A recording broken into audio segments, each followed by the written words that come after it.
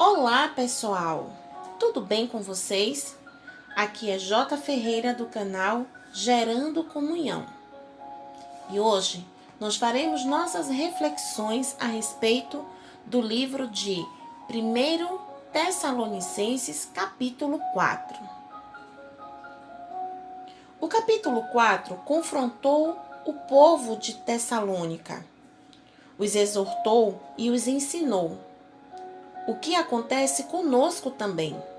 Nos confronta, nos exorta e nos ensina. O povo de Tessalonicenses tinha a reputação de ser promíscuo. Isso não agradava a Deus e não agrada a Deus.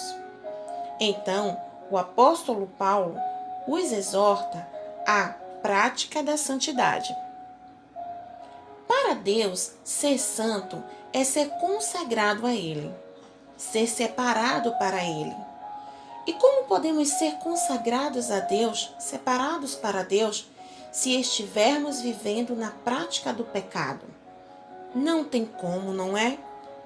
É da vontade de Deus que tenhamos uma vida em conformidade com os ensinamentos dele e evite o pecado contra ele, contra nós mesmos e contra os nossos irmãos. Pecamos contra Deus quando o desobedecemos. Pecamos contra nós mesmos quando nos expomos a tudo que seja errado ou nocivo à nossa vida, à nossa integridade e ao nosso corpo. Pecamos contra o nosso próximo quando os defraudamos, os ofendemos, os enganamos, os traímos. Dentre tantas outras coisas. Quando o apóstolo Paulo afirma que devemos nos abster da prostituição, ele refere-se a todos os prazeres sexuais pecaminosos, não ao casamento. Não há como buscarmos comunhão de Cristo e oferecer o nosso próprio corpo às práticas não condizentes com a palavra de Deus.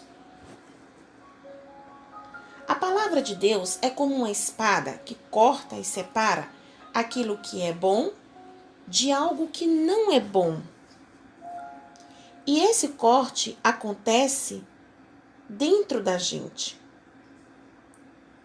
Essa separação acontece dentro da gente. Por isso é que a palavra de Deus nos confronta.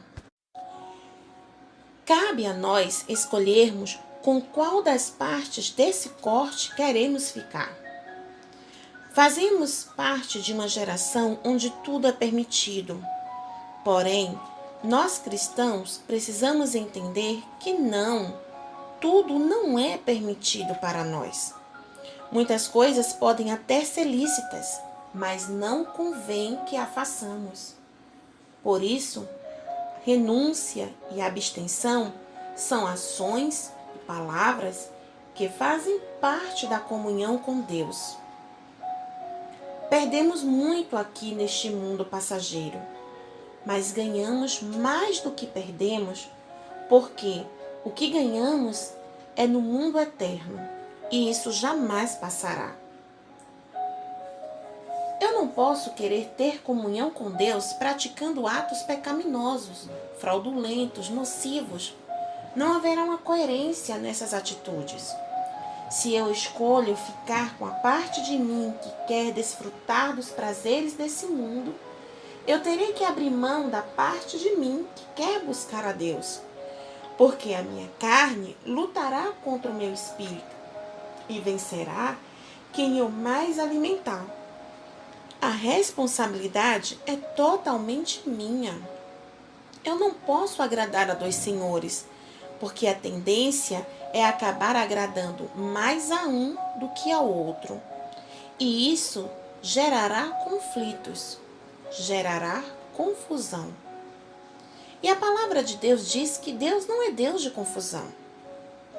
Mas, se ao contrário, eu escolher a parte de mim que agrada a Deus, e essa parte eu alimentar, nutrir, santificá-la, apresentá-la a Deus, estarei alimentando o meu espírito e não satisfazendo a concupiscência da minha carne. Isso fortalecerá a minha alma a ponto de que eu possa me tornar uma pessoa que combate o pecado. Não é o pecado dos outros, é o meu pecado. Eu entendo que nessa epístola, esse capítulo 4, foi destinado aos novos cristãos, aos novos convertidos, que estavam se esforçando ao máximo para manter a fé alicerçada em Cristo Jesus. Porém, vieram de uma cultura promíscua e que isso ainda estava latente em suas vidas. Essa palavra não foi lá para o mundo, pelo contrário, foi para nós cristãos. Nós temos que nos examinarmos, temos que ter humildade o suficiente de entender o que está sendo direcionado para as nossas vidas. As exortações que ajudam a nossa alma. Por isso que, ao dar um exemplo, eu me incluí. Não que eu viva na prática do pecado, mas porque eu sei que para manter uma vida em santidade com Deus, é preciso vigilância, é preciso abster-se, é preciso pagar o preço, dia após dia. É preciso renunciar, se afastar do pecado. Mesmo que ele venha todos os dias, é preciso escolher a Deus hoje, amanhã e sempre. Como eu disse, o pecado é uma escolha, mas a santificação também é. Vencerá essa guerra interna quem nós alimentarmos mais. Outra questão bastante relevante aqui no capítulo 4 é sobre a situação dos mortos em Cristo Jesus. As pessoas que partiram desse mundo em Cristo dormem e por esse motivo não há necessidade de entristecermos os nossos corações, porque existe esperança para essas pessoas mediante Jesus. Deus trará na companhia de Jesus todos aqueles que dormem em Cristo. Eles ressuscitarão primeiro e depois os vivos seremos arrebatados entre nuvens para o encontro do Senhor.